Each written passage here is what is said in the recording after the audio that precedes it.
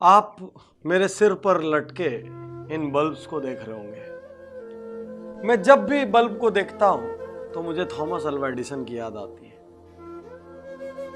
Thomas Alva Edison को जब वो छोटे थे तो उनकी स्कूल की टीचर ने उनको मंद बुद्धि कहा था और स्कूल से निकाल दिया था। और थॉमस अल्वा एडिसन के माता पिता को कहा था कि हमारी स्कूल में हम इसको नहीं पढ़ा सकते, ये बहुत मंद बुद्धि है और आप इसको घर में पढ़ाइए। थॉमस अल्वा एडिसन की मां ने उनकी बात को मानने से इनकार कर दिया और उन्होंने बोला मेरा बच्चा मंदबुद्धि नहीं हो सकता, मैं इसको घर में पढ़ाऊंगा। और थॉमस अल्वा एडिसन आज दुनिया के उन वैज्ञानिकों में से जाने जाते हैं जिनके नाम से मैक्सिमम इन्वेंशंस है, दुनिया के टॉप 10 में से एक। यदि थॉमस अल्वा एडिसन की मां ये मान लेती कि मेरा बच्चा मंदबुद्धि है तो पूरी जिंदगी वो उसको मंदबुद्धि की तरह ट्रीट करती रहती और वो मंदबुद्धि बन जाता। साथियों, इतिहास कौन रचता है? इतिहास वो नहीं रचते जो लोगों की बात सुन के मान लेते हैं कि मैं कमजोर हूं, मैं हीन हूं, मैं नहीं कर सकता, मुझे नहीं आता। इतिहास वो नहीं रचते जो किसी दूसरे की राय के लिए अपने संकल्प छोड़ देते हैं। इतिहास वो नहीं रचते जो कोई दूसरा डिस्करेज करता है, डिसहार्टन करता है तो अपने टारगेट्स छोड़ देते हैं। इतिहास वो नहीं रचते जो कोई उनसे खराब व्यवहार करता है तो वो अपना अच्छा व्यवहार छोड़ देते हैं। इतिहास वो नहीं रचते जो जरा सा टॉर्चर पाके अपना टारगेट छोड़ देते हैं। इतिहास वो रचते हैं जो सहते हैं। इतिहास वो रचते हैं जो खड़े होते हैं। अभी अभी एक शानदार फिल्म आई दंगल, आपने देखी होगी। गीता बबीता, महावीर सिंह फोगाट, कैसे इतिहास रचा। जब महावीर सिंह फोगाट ने अपनी बेटियों को तैयार करना शुरू किया तो पूरे गांव ने मजाक उड़ाया। महावीर सिंह फोगाट ने उनको सुबह सुबह उठाया, उनके बाल कटवा दिए, उनके खाने पीने पे रोक लगा दी, सब कुछ किया। यहां तक कि उनके बच्चों ने उनको दुश्मन समझ लिया। और ऐसा ही कई बार होता है, ढेर सारे बच्चे अपने माँ बाप को दुश्मन समझ लेते।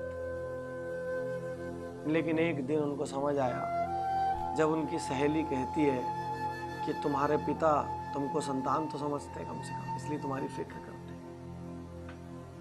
साथियों, महावीर सिंह फोगाट ने पहले इतिहास रचा है, गीता बबीता ने बाद में।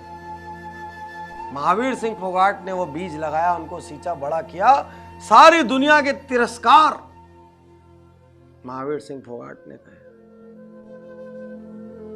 साथियों, आज आपका तिरस्कार हो रहा है कहीं और आप यदि उसकी वजह से हिम्मत हार के बैठ गए तो आप बड़े नहीं होंगे। भरी गर्मियों में जिस सूरज का तिरस्कार होता है, सर्दियों में उसी सूरज का इंतजार होता है। याद रखिए, आज तिरस्कार का मतलब आजीवन तिरस्कार नहीं है। इतिहास वो नहीं रचेगा जो लोगों की सुनेगा। इतिहास वो नहीं रचेगा जो टारगेट छोड़ेगा। इतिहास वो नहीं रचेगा जो हीन भावना में चले जाएगा। इतिहास वो नहीं रचेगा जो दूसरों को सुपीरियर और खुद को इंफीरियर समझेगा। इतिहास वो नहीं रचेगा जो अपग्रेड करने को तैयार नहीं होगा। इतिहास वो नहीं रचेगा जो जरा सी बात पे घबरा जाएगा। इतिहास वो नहीं रचेगा जो सैकड़ों लोगों का अप्रूवल लेगा। इतिहास वो नहीं रचेगा जो इनडिसिसिव है, जो निर्णय नहीं लेता। इतिहास वो नहीं रचेगा जिसके पास विल पावर नहीं है। इतिहास सिर्फ वो रचेगा जो खड़ा होकर लड़ रहा है, क्योंकि जो लड़ रहा है वो गिरेगा फिर उठ खड़ा होगा।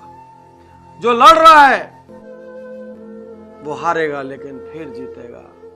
लेकिन जो लड़ा ही नहीं वो तो जीता ही नहीं, वो तो हारा ही नहीं, क्योंकि वो कभी लड़ा ही नहीं। तो यदि थोड़ा सा भी इतिहास रचना है, यदि थोड़ी भी वैल्यूएबल जिंदगी बनानी है, यदि कुछ भी हासिल करना है तो लड़िए, लोगों की ना सुनिए, लड़िए, डरिए मगर करिए। डरना स्वाभाविक है।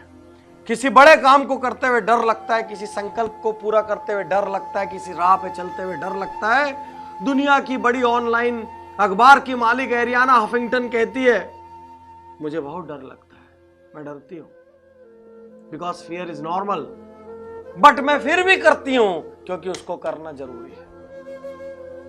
डरिए मगर करिए, क्योंकि इतिहास डरने वालों को याद नहीं रखेगा, इतिहास करने वालों को याद रखेगा। सम्मान डरने वालों का नहीं होगा, सम्मान करने वालों का होगा। करिए, कुछ करिए, ये जिंदगी आपकी है। कुछ ऐसा करिए कि लोग आपको याद करें, कुछ ऐसा करिए कि आपको अपने जीने पे गर्व हो।